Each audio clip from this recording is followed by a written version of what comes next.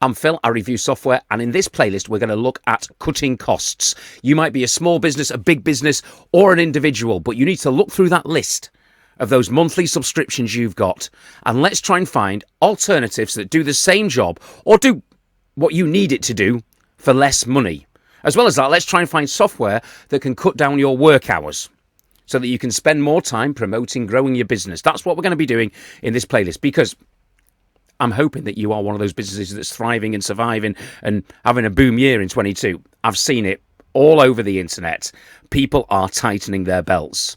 That means they are going to be using your services less. They're going to hold off making major purchases. So we need to kind of batten down the hatches. I don't want to panic people, but let's try and reduce your costs. If you could go through all of your software list of stuff you pay every month, and if your monthly software bill for your business is $500, let's just pick that figure out of the air. And if you can reduce that to $250, it takes the pressure off you. All right, so enjoy the videos.